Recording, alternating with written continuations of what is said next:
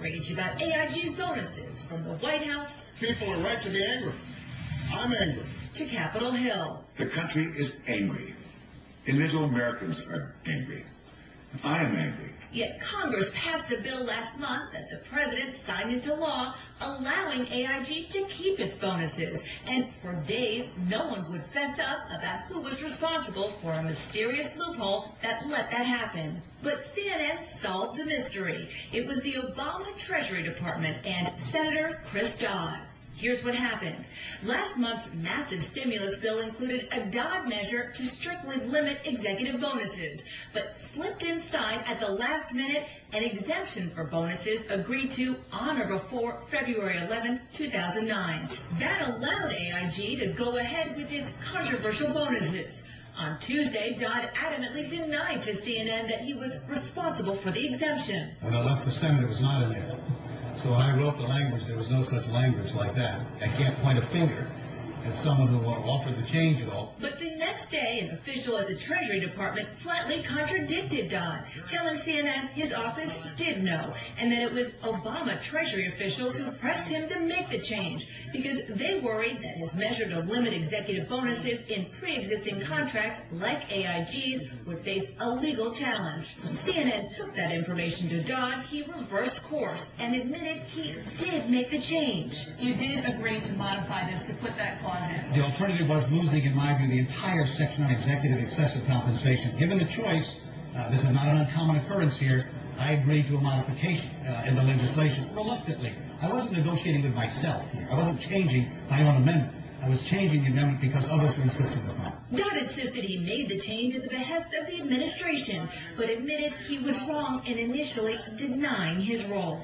You were very adamant yesterday, that you didn't know how this change got in there, and now you are saying that your staff did work with the administration. Going back and looking, and obviously, and I apologize to Ted and so forth, but the date is only significant to the extent could it be modified. Okay, I'm going to toss it over to Wolf. I know he has questions. All right, Senator Dana, thank you. But Senator, I think a lot of our viewers remain still a little bit confused, some of them pretty confused. What I want to play for you, I want to give you a chance to clarify precisely what's going on. This is what you told our congressional producer, Ted Barrett, only yesterday. Listen to this. Because there's the suggestion today being made that you receive more money from AIG than any other senator, and that you were responsible for the February 11, 2009 date. And so just, again, I just want to get at the fact that you're saying you had nothing to do with Absolutely that date.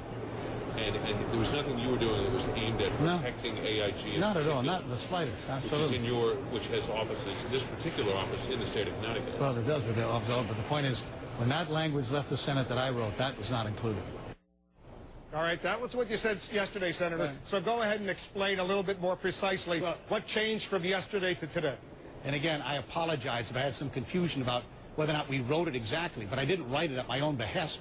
I was being sought out and asked to modify this, with the alternative, quite candidly, being losing the amendment itself. In fact, even a few days after that, you may recall that the administration suggested they were probably going to have to come back and maybe modify this even further.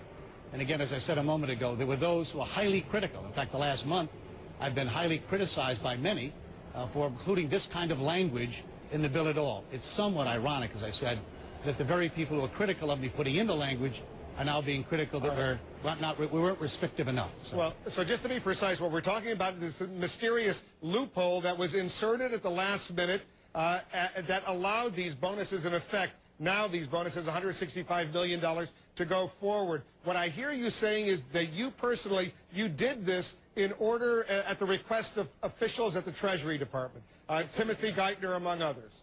Well, I didn't say who was, but I just say this: I wouldn't have modified my own amendment at my own insistence.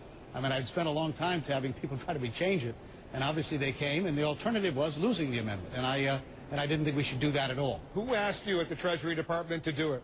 Well, there were people obviously coming negotiating with the staffs back and forth, and I don't know their names specifically. It was at a staff level people were talking about it. So, but it wasn't just your members of your own staff at the Senate Banking Committee who did this. You personally knew about it at the time. Is that right? No, I didn't know the exact details. I know they were coming with modifications to it.